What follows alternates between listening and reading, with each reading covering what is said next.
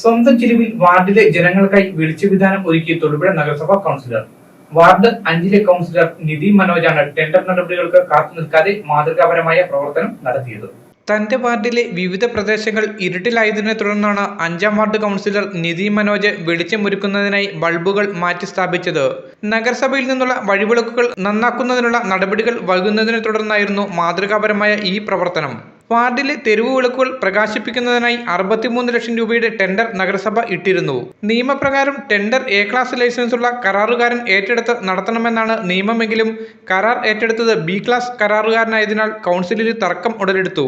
ഇതിനാൽ പദ്ധതിക്ക് കൂടുതൽ കാലതാമസം എടുക്കുമെന്നതിനാലാണ് കൗൺസിലർ സ്വന്തം കയ്യിൽ നിന്നും പണം മുടക്കി 100ഓളം ബൾബുകൾ മാറ്റി സ്ഥാപിച്ചത്.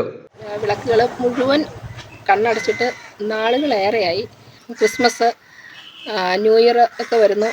മുനിസിപ്പാലിറ്റിയുടെ ടെൻഡർ നടപടികളൊക്കെ വരുമ്പോഴേക്കും 2 മാസത്തോളം താമസം വരും.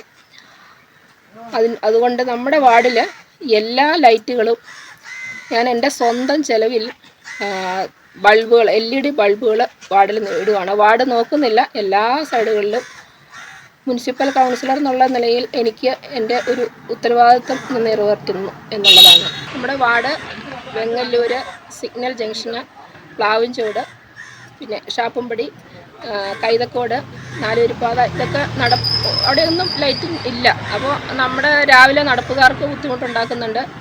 പള്ളിയിൽ പോകുന്നവർക്ക്, വൈകുന്നേരം കുട്ടികൾ വീട്ടിലേക്ക് പോകുന്നതും ഇതെല്ലാം ബുദ്ധിമുട്ടുണ്ടാക്കുന്നുണ്ട്. ഏകദേശം ഇപ്പോൾ ഒരു 100ഓളം ലൈറ്റുകളാണ് ഇപ്പോൾ ഞാൻ ഇടുന്നത്. അത് വാർഡ് 2 സൈഡും നോക്കുന്നുണ്ട്. ഓരോ വാർഡിൻ്റെ 2 സൈഡിലും എല്ലാ സൈഡിലും ലൈറ്റ് ഇട്ട് പോകുന്നുണ്ട്.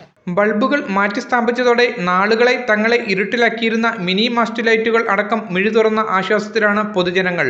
കൗൺസിലർ എല്ലാം കൊണ്ടും നല്ലൊരു അഭിപ്രായം കേട്ടോ. 100 ബൾബ് സ്വന്തം കൈകാശം എടുത്ത് എല്ലാ ബൾബും മാറിയിട്ടു. അതുപോലെ വാർഡിൽ എന്തെങ്കിലും കാര്യമുണ്ടെന്ന് പറഞ്ഞാൽ അത് പെട്ടെന്ന് വന്ന് നോക്കി അവർ അത് കൈകാര്യം ചെയ്യുന്നുണ്ട്. സ്കൂളിലേക്കാണെങ്കിലും സ്കൂളിലെ വഴിയാണെങ്കിലും അതുപോലെ അംഗൻവാടിയുടെ ആ ഭാഗത്തെല്ലാം ക്ലിയറാക്കി എല്ലാം ക്ലീനായിട്ട് വന്നു. ആ സൈഡിൽ കോൺക്രീറ്റ് ചെയ്യാനൊക്കെ ഭയങ്കര ഗുണമായി.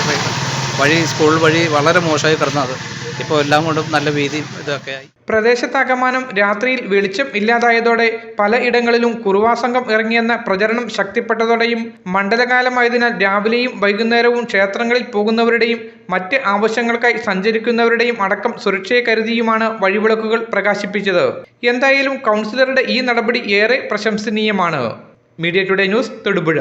തൊടുപുഴയെ പൊന്നണിയിച്ച കണ്ടിരിക്കൽ ജ്വല്ലറി ഈ ഡയമണ്ട് ജൂബിലി ആഘോഷവേളയിൽ ഞങ്ങളുടെ നവീകരിച്ച ഷോറൂമിൽ നിങ്ങൾക്കായി ഒരുക്കിയിരിക്കുന്നു 916 HUID ഹോൾമാർക്ക് ലൈറ്റ് വെയ്റ്റ് ആഭരണങ്ങളുടെ അതിവിപുലമായ കളക്ഷനുകൾ. ഒപ്പം നേടാം ഓരോ പർച്ചേസിലും പണിക്കൂലിയിൽ 50% ഇളവ്. ഇനി ആഘോഷം ഏതായാലും പരിശുദ്ധ പൊന്നിന് കണ്ടിരിക്കൽ jewellery, near civil station, Thodupuzha.